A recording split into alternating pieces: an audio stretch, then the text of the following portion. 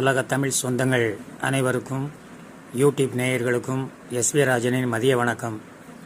இன்றைய நாள் எல்லோருக்கும் இனிய நாளாக அமைந்திட எல்லாம் வல்ல இறைவனையும் பிரபஞ்ச சக்திகளையும் மனதார வேண்டிக் கொள்கிறேன். இன்றைக்கு வெந்நீரை பற்றி ஒரு மருத்துவம், வெந்நீரின் மகத்துவம் அண்டு மருத்துவம் அப்படிங்கிற ஒரு விஷயத்தை பற்றி உங்களுக்கு சொல்லலான்னு இருக்கிறேன். வெந்நீர் மிக ஒரு அருமையான ஒரு விஷயங்க. நம்ம எங்கேயாவது சைக்கிளில் போகும்போதோ பைக்கில் போகும்போதோ அடிபட்டு அல்லது வீட்டில் ஏதோ ஒரு இடத்துல விழுந்துட்டோம், கை காலில் அடிபட்டு ரத்தம் கட்டிக்கிடுச்சின்னு சொல்லுவாங்க. அந்த இடம் வீக்கமாக இருக்கும், செவந்து போயிருக்கும், வலி அதிகமாக இருக்கும், அப்படியே புஷ்ஷுன்னு வீங்கிடும். அந்த மாதிரி நேரங்களில் அது உடம்புல எந்த இடமா இருந்தாலும்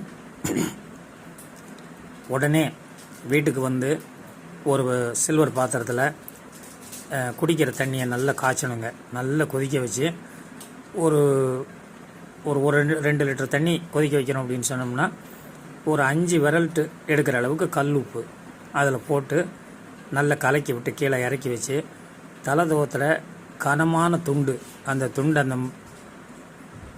வெந்நீரில் முக்கலாம். அல்லது ஒரு சின்ன கர்ச்சிப்பில், வெள்ளையாக இருக்கணும் கர்ச்சிப்பு, கலர் கர்ச்சிப்பு ஆகாது, வெள்ளை கர்ச்சிப்பில் அந்த 5 விரல்ட்டு எடுக்கிற அளவுக்கு அந்த கல் உப்பு அந்த இதில் வச்சு ஒரு முடிச்சு மூட்டை மாதிரி கட்டிட்டு அந்த வெந்நீரில் முக்கி பொறுக்கிற சூடு எவ்வளவு அந்த நம்மளால் அந்த சூடு பொறுக்க, அந்த வலி இருக்கிறதுனால சூடு அவ்வளோவா தெரியாது.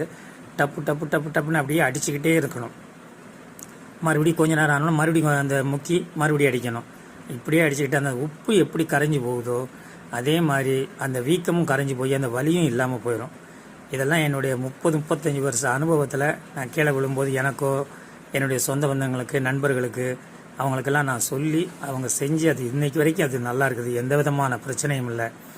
சமீபத்தில் நான் கூட ஒரு வீடு மாற்றும் போது ஒரு மரக்கதவு, பழைய காலத்து கதவு, அதை கலத்தி அப்படி செவரில் சாத்தி வச்சுருந்தேன்.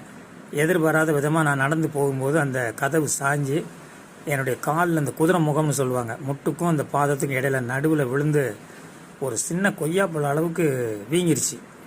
வீட்டில் பயந்து ரொம்ப இது பண்ணிட்டாங்க, வலி தாங்க முடியலை, பயங்கரமான வலி. உடனே இந்த மருத்துவத்தை தான் சொன்னேன். வெந்நீரை கொதிக்க வச்சு ஒரு வெள்ளை துணியில் ஒரு கைப்பிடி அளவு நல்ல கனமாக நிறைய உப்பு வச்சு அதை மூட்டை மாதிரி கட்டி அதை வெந்நீரில் முக்கி அந்த இடத்துல டப்பு டப்பு டப்புன்னு அந்த உப்பு கரையிறது வரைக்கும் அடித்து அது மாதிரி காலையில் ஒரு ட்ரிப்பு, மதியம், சாயங்காலம் 2 நாள் அல்லது 3 நாள் அடித்தாச்சுன்னா அந்த வலி, ரத்தக்கட்டு எதுவுமே இருக்காது, நல்லாயிரும். இதெல்லாம் உண்மையாக நாம் செஞ்சு அனுபவித்த மருத்துவ குறிப்புகளை பற்றி உங்களுக்கு சொல்லியிருக்கேன்.